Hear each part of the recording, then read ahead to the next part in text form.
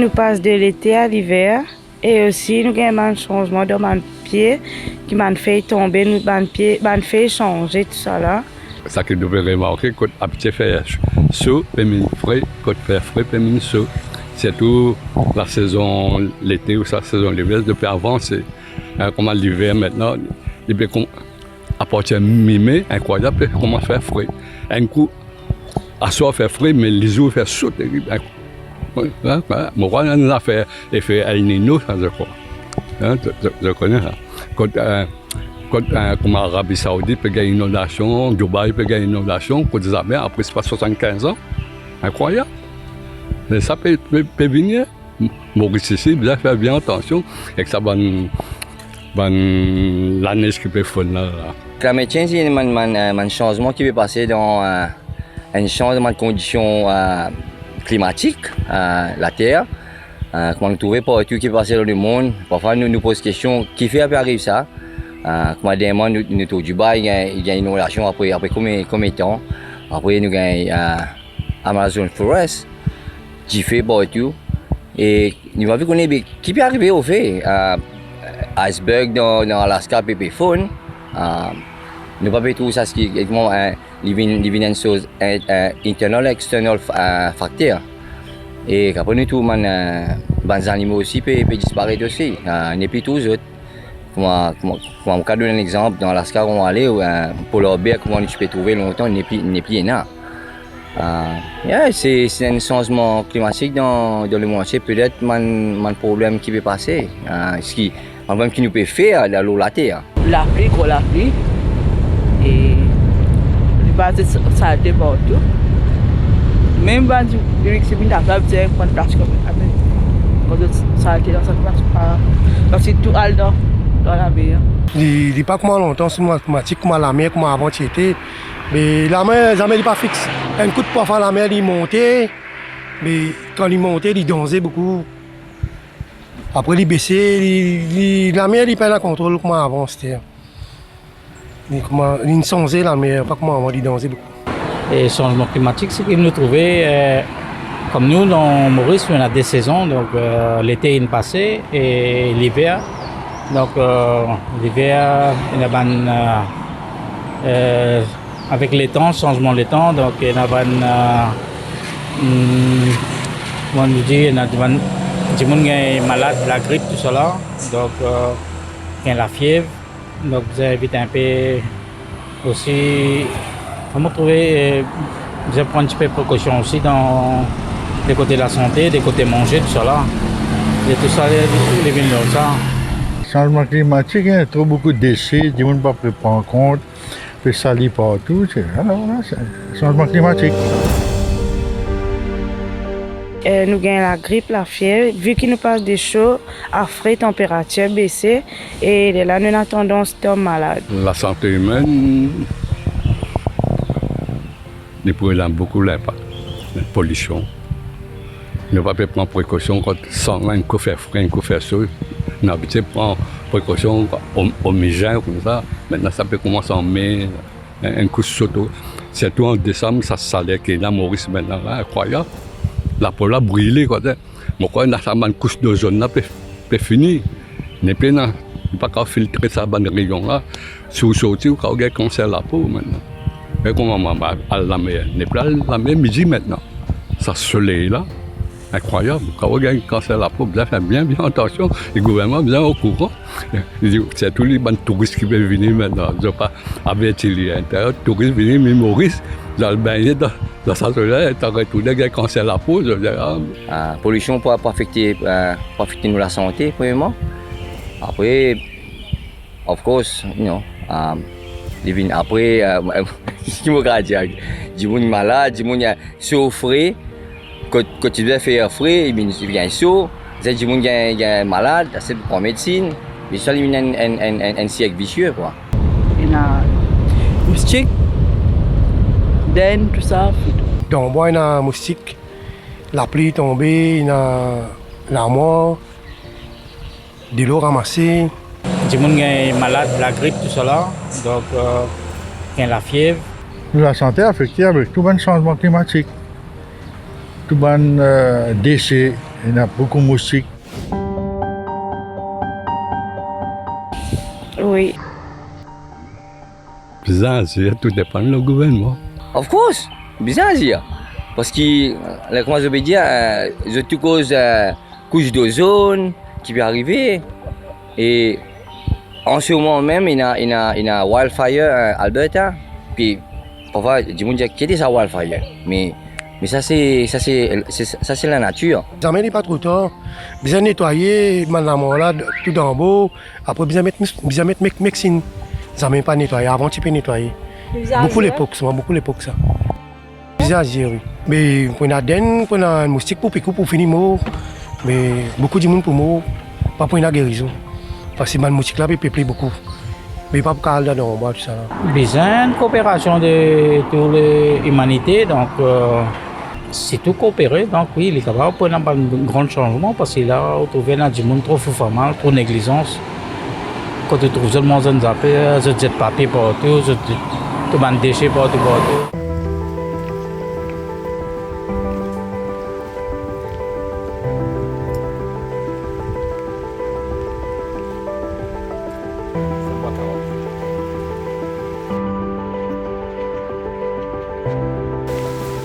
Parasite, vous voyez, ça c'est un bois de canne. Bonjour, je suis Vincent Flores, professeur agrégé en écologie à l'Université de Maurice. Je travaille sur la conservation de la biodiversité principalement dans les îles, mais aussi surtout à l'île Maurice.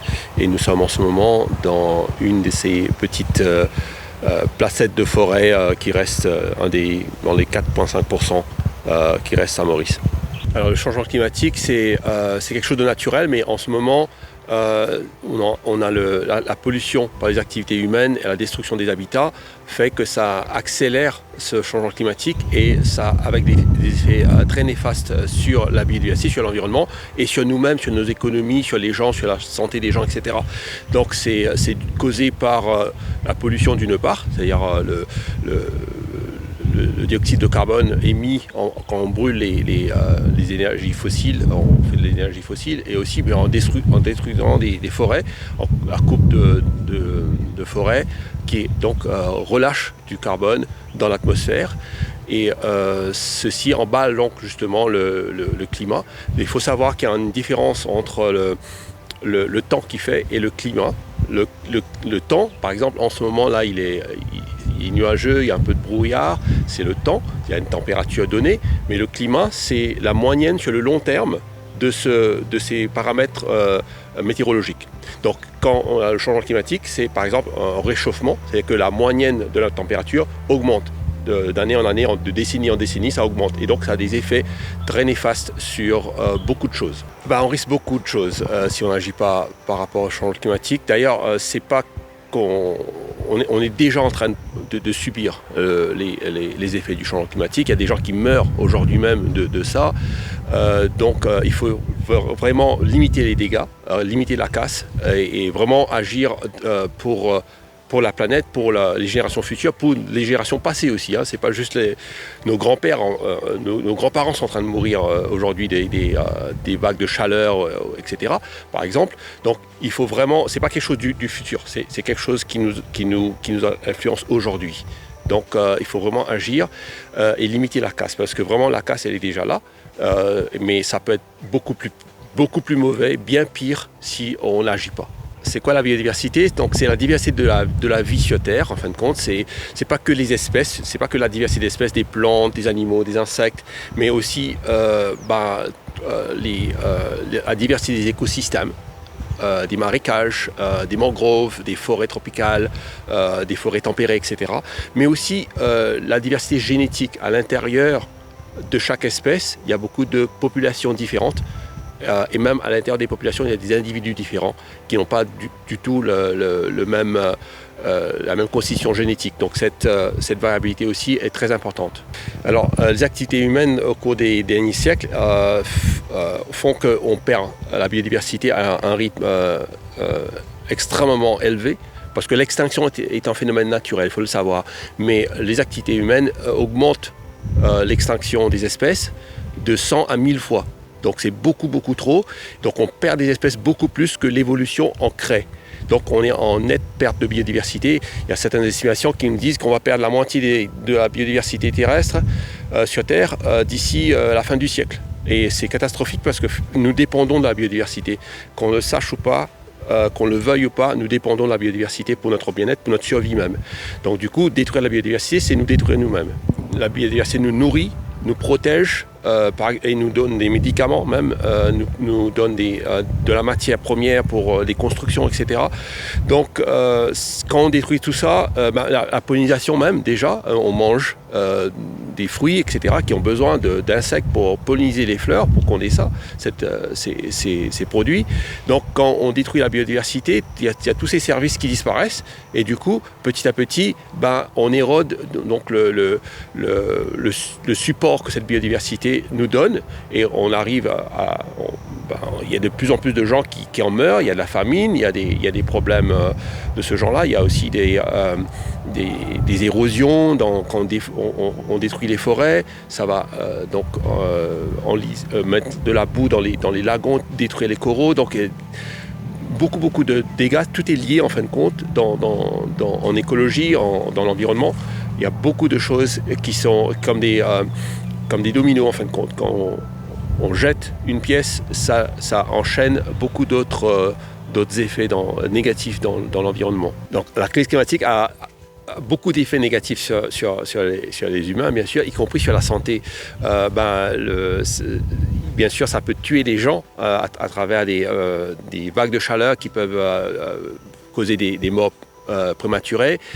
Mais aussi des inondations, des sécheresses, des famines, etc. Mais ce qu'on oublie assez souvent, c'est des choses moins dramatiques, drastiques, comme par exemple des maladies. Par exemple, quand on a un changement climatique, on aura la température va changer et des vecteurs de maladies peuvent changer de distribution et donc affecter des populations qui n'étaient jusqu'alors pas affectées par ces maladies. Donc ces populations pas affectées par les maladies plus tôt sont beaucoup plus vulnérables à ces maladies. Donc ça peut faire beaucoup plus de morts et beaucoup plus de malades qu'autrement. Mais par exemple les moustiques vont étendre leur distribution et affecter donc les populations non seulement d'humains mais aussi des animaux dont l'humain sur lesquels l'humain dépend. C'est à nous tous d'agir en fin de compte parce qu'on ne peut pas attendre des actions parce qu'on voit que pendant des décennies on a attendu pas grand chose ne s'est fait. Donc du coup on continue à s'enfoncer dans cette crise de plus en plus donc ça s'empire tout le temps. Donc il faut vraiment agir à tous les niveaux. Au niveau personnel, on a beaucoup de choses qu'on peut faire au niveau de ce qu'on mange même, notre façon de nous comporter, nos voyages, la façon qu'on va au travail et tout, ce qu'on consomme sur le web, ça prend beaucoup d'énergie, le streaming par exemple. Donc il y a beaucoup de choses qu'on peut changer à notre niveau personnel, mais aussi agir au niveau local, régional et international. Donc mettre les bons gouvernants en place par exemple et voir leur agenda de protection de l'environnement comme facteur clé pour choisir qui voter par exemple, voter pour qui. Donc du coup c'est à tous ces niveaux-là donc il faut vraiment qu'on agisse. Tout le monde peut donc contribuer à cette solution. Je dis souvent que Maurice est un laboratoire, mais en fait, en compte, ce que je veux dire, c'est que c'est un microcosme de la planète, en fait. Les maux de la planète, beaucoup de ces maux, par exemple la surpopulation, la destruction des habitats, etc., l'utilisation des pesticides, tous ces problèmes sont extrêmement exacerbés à Maurice. On est comme en avance sur le reste du monde dans tous ces problèmes. Donc du coup, venez à Maurice pour voir ce qui vous attend ailleurs. Dans ce sens-là, c'est un laboratoire, on est une fenêtre sur l'avenir des autres. Donc du coup, ça c'est une première chose. Donc on peut apprendre de nos erreurs, l'erreur de l'humanité en fin de compte, l'impact que détruire l'environnement a sur nous, en venant à Maurice et en regardant ce qui se passe autour de nous. D'autre part, en même temps, c'est un laboratoire d'espoir, parce qu'en fin de compte, nous touchons le fond. Donc on ne peut pas vraiment détruire plus l'environnement qu'on l'a fait à Maurice. Donc on peut maintenant réparer cet environnement et de voir donc les effets bénéfiques que ça va nous donner. Donc du coup, ça va encourager donc les gens à, d'une part, pas détruire et d'autre part, réparer et restaurer notre environnement parce qu'on verra ces effets ici plus qu'ailleurs parce qu'on est vraiment au fond du baril.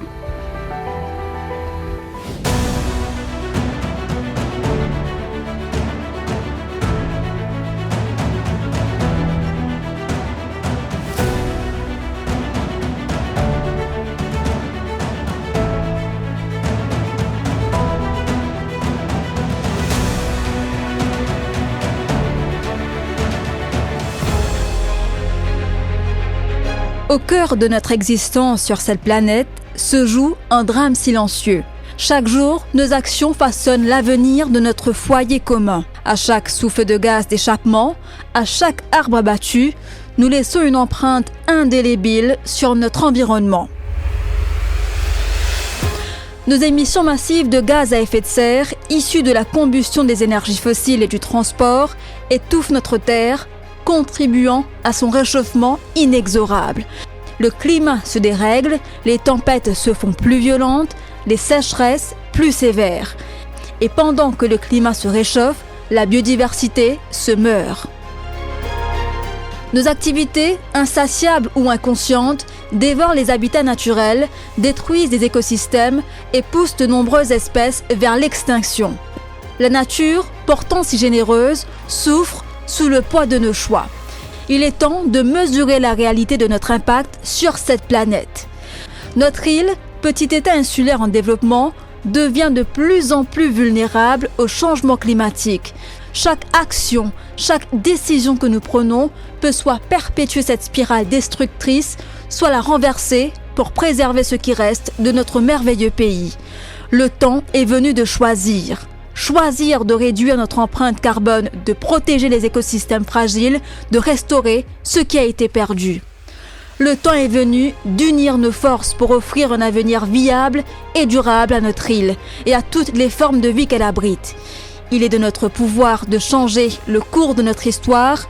Ensemble, nous pouvons faire en sorte que notre île Maurice continue d'être un foyer accueillant pour nous tous et les générations à venir.